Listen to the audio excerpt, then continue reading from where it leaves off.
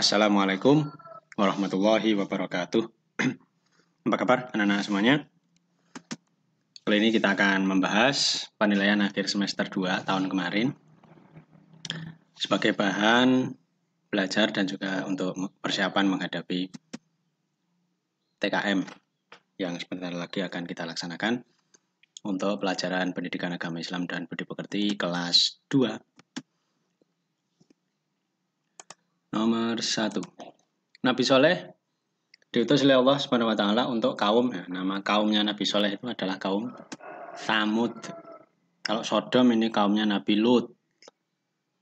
Kalau Ad itu kaumnya Nabi Hud. 2. Nabi Soleh alaihissalam mengajak umatnya untuk menyembah Allah. Sudah jelas ya. 3. Contoh gambar di bawah ini yang meneladani sikap berani, pemberani Nabi Soleh adalah nih B.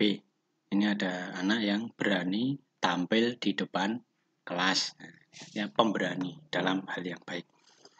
4. Nabi Soleh berani menyelesaikan masalah dengan cara musyawarah. Ya, musyawarah itu ya diskusi, dibicarakan dengan baik-baik. 5. Sikap pemberani harus dilakukan dalam hal kebaikan. Berani harus dalam hal yang baik, yang benar.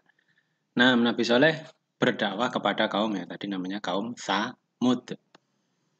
7. Mukjizat Nabi Soleh adalah mendatangkan atau memunculkan unta, ya, dari batu.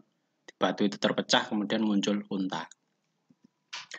8. Surat Al-Asr terdiri dari, nah ini tentang surat Al-Asr. Al-Asr itu wal asri innal insana lafi khusrin, ya. 3 ayat. Ayat 1 itu wal asr. Wal asri itu ayat 1. Ayat 2-nya yang ini. Ayat di atas adalah bunyi surat Al-Asr ayat ke innal insana lafi khusrin. Nah, ini ayat kedua. Ayat ketiganya illal ladzina amanu wa amilus solihati wa tawasau bil haqqi wa tawasau bis sabr. Itu yang ayat 3. Ya, diingat. 10 wal asri. Nah, ini ayat 1 tuh. Ayat di atas dibaca wal asri. 11. Dalam surah Al-Asr kita diperintahkan untuk memanfaatkan waktu, karena di surat ini Allah bersumpah demi waktu atau demi masa. Nah, kalau kita memanfaatkan waktu maka kita akan menjadi orang yang beruntung. Kalau tidak bisa maka menjadi orang yang rugi.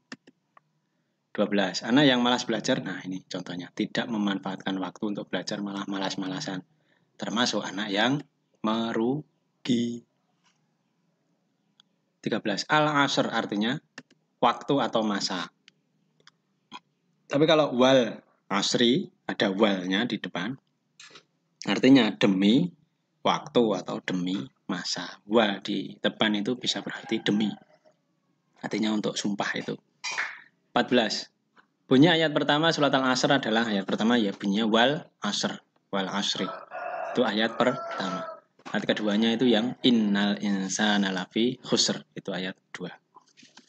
15 tentang Asmaul Husna. Nama-nama baik Allah disebut Asmaul Husna. Nama-nama baik Allah. Allah itu punya nama-nama lain yang baik-baik seperti Ar-Rahman, Ar-Rahim. Ini di sini juga ada Al-Qudus. Ini juga nama lain Allah. 16. Jumlahnya Asmaul Husna ini ada 99. Semuanya ada 99. 17. Al-Qudus artinya Allah Maha Suci. Suci dari segala kekurangan. Allah Maha Sempurna. Kayak gitu. 18. Allah Subhanahu wa Ta'ala Maha Suci. Artinya Allah tidak memiliki, tidak punya apa? Tidak punya kekurangan. Nanti Allah tidak mungkin punya kekurangan, tidak mungkin punya kelemahan. Artinya Allah itu suci. Segala sesuatu itu Allah sempurna. Segala-galanya. 19. Memuji kesucian Allah. Kalau kita memahasucikan Allah dengan membaca Subhanallah, artinya Maha Suci Allah. Kalau Allah Akbar itu Allah Maha Besar. Alhamdulillah artinya segala puji bagi Allah. 20. Allah Maha Suci. Arti dari Asmaul Husna Al-Quddus. Diingat ini mesti muncul. 21. Kita harus selalu membersihkan lisan. Lisan itu mulut. Dari berkata-kata yang kotor, yang jelek, ya, Tidak boleh. Jadi harus kalau berkata yang baik-baik. 22 tentang Nabi Yakub. Nabi Yakub mendidik anak-anaknya dengan kasih sayang. 23 Nabi Yakub mempunyai saudara kembar bernama ini Isu ini. Ya. 24 Allah Subhanahu wa taala selalu memberikan perlindungan kepada Nabi Yakub karena Nabi Yakub berbuat kasih sayang kepada semua makhluk. Tidak cuma anaknya, tidak cuma kepada keluarganya, tapi semua. 25. Contoh gambar di bawah ini yang menunjukkan kasih sayang. Nah, jelas ini ya. Ini ada ayah, ibu, terus anaknya saling menyayangi, bukan yang bertengkar seperti ini. 26. Kepada yang lebih tua, kita harus menghormati, sopan, menghargai ya. 27. Salah satu sikap terpuji Nabi Yakub adalah tadi ya, kasih sayang. Sabar yuk. Boleh. 28. Nabi Yakub mengajak umatnya menyembah kepada Allah. Sudah jelas. 29. Melaksanakan sholat 5 waktu bagi umat Islam hukumnya adalah, nah ini tentang sholat. Ya, gerakan bacaan sholat itu. Sholat 5 waktu hukumnya, maksudnya hukum itu aturannya bagaimana? Nah, ini wajib harus dilakukan yang 5 waktu. Subuh, zuhur, asar, maghrib, isya. Mubah itu artinya boleh. Kalau sunnah itu dianjurkan. Nah ini ada gerakan sholat. Perhatikan gambar berikut. Gerakan sholat pada gambar ini adalah gambar ruko. Nah, ruko itu membungkukkan badan seperti ini disebut ruko. 31. Nah ini tangannya menghadap ke depan, ini ya, diangkat sedikit menghadap ke depan. Gerakan sholat seperti ini adalah untuk takbiratul ikhram. Jawaban yang paling tepat yang ini. Kalau bersedekap kan bukan ya. Salam juga bukan. 32. Ketika bangun dari ruko, bangun dari ruko itu i'tidal itu. Bacaan yang dibaca adalah Sami'allahu liman hamidah. Ya kan?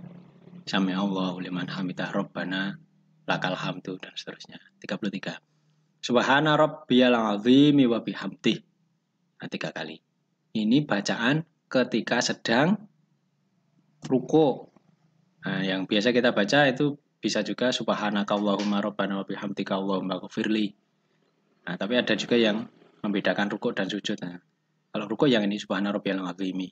Kalau sujud itu yang subhana rabbiyal a'la. Nanti yang aziminya diganti al-a'la. Subhana rabbiyal a'la itu kalau sujud. 34. Bacaan takbiratul ihram berbunyi Allahu Akbar.